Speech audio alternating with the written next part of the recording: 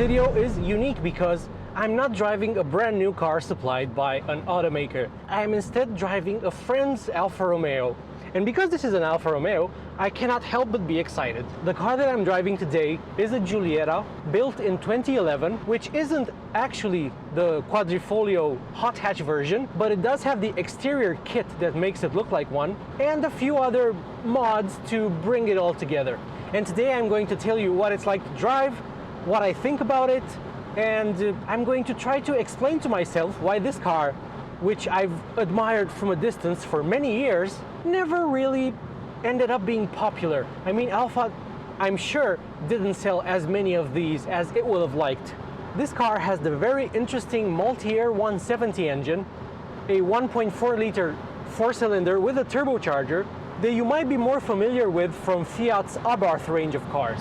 In this application, it makes 170 horsepower, which it delivers at 5,500 RPM and a peak torque rating of 250 Newton meters delivered at 2,500 RPM. It's worth noting though that in order to access this car's full 170 horsepower and 250 Newton meter output, the car needs to be in dynamic mode. Otherwise, it makes 150 horsepower and 230 Newton meters of torque. And the torque is actually delivered slightly lower. Instead of at 2,500 RPM, it is delivered at 2,250, making it easier to drive when you're just cruising around and you don't want all the performance that it can offer. This car also has Eibach lowering springs. It rides on 18-inch wheels that are actual Quadrifoglio wheels. They've been refurbished and they look really, really good. I think the brakes are stock, as are the shock absorbers, and the result is a ride that's definitely sporty and firm, and it doesn't lean that much into corners, but it doesn't bounce you around, and it doesn't feel like a really, really sporty hot hatch, which I think is a great compromise given that it is not a hot hatch. One of the first things I noticed driving this car around is just how sharp the steering is. It really gives you confidence to point the car into a corner and let it do its job. It's really, really good. It's the steering that surprised me and impressed me most in this car. The car is supposed to be able to reach 100 kilometers per hour in 7.6 seconds, and it tops out at 218 kilometers per hour, so it's pretty brisk. But let's see what that acceleration feels like. So red line is just over 6.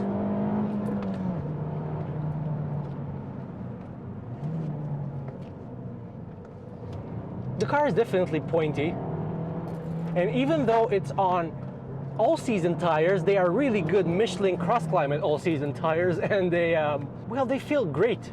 You do notice that they are not the grippiest in the world, but they are very, very progressive, and they give you confidence to push this car.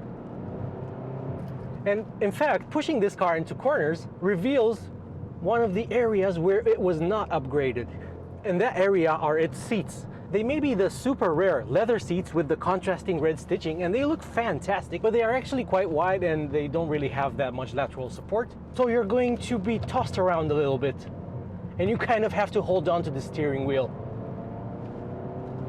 which might wear you out on a long, spirited drive. The steering wheel is the standard one that the car came with. It is not the really sporty steering wheel that you get in the hot hatch QV, but it's nice. It has recesses here for your thumbs so you can grip it properly and throw it into corners.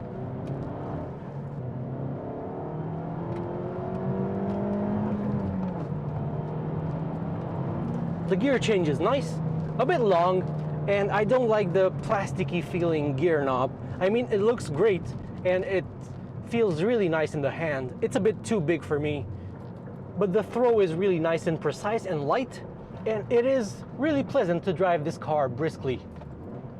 You can blip the throttle on downshift, listen to the engine, which you can hear ever so slightly better thanks to the modified exhaust, and it's actually a high quality exhaust system made by Ragazzoni, which is a company known for making exhaust systems for Italian cars and especially Alfa Romeos.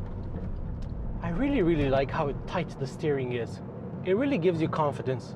I think this car, at least in this configuration with the mods that this has, is dominated by the driving experience, which is quite sporty.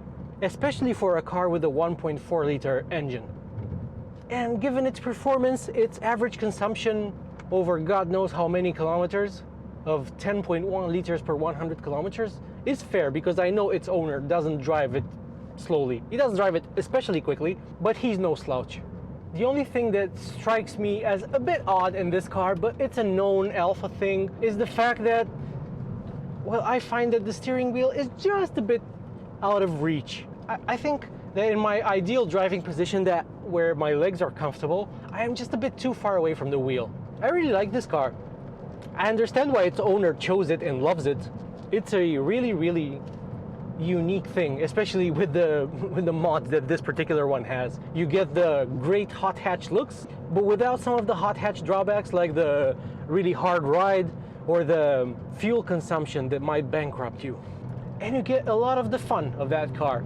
I maybe would have liked the exhaust to be a bit louder, but you can definitely hear the engine. And if you crack the window open a little bit, you hear nice turbo noises. And it really pulls for a little 1.4 liter. I've never driven an Abarth, but I would imagine that this engine in that car makes it a rocket, because this weighs 1,360 kilos and an Abarth is under 1.2 tons and has a shorter wheelbase, so I would imagine it's quite a bit more feisty. There's a lot to like here, but there are also a few things not to like. And the big one for me is just how flimsy some of the stuff feels. Like I mean, this door handle is ridiculously flimsy. The hidden exterior door handle for the rear doors is also flimsy. You have to grab the center of it, because if you grab it by the top, you'll just flex the plastic and it won't open. However, I think that on balance, the flimsiness and the cheapness of some of the plastics and the slightly weird driving position aren't enough to ruin this car. But the seats are comfortable. I can actually fit behind myself. I'm 183 centimeters tall, and I do fit behind myself in the back seat. The car also has this rare double panoramic sunroof with the front part that actually slides over the rear and opens. I think that for the right buyer, this car, even one like this that is a fake hot hatch, is perfect. There's definitely a lot to like here. I'm very grateful to have been given the chance to drive this car. Thanks Gabi so much for allowing me to drive it. And I'll see you in the next video.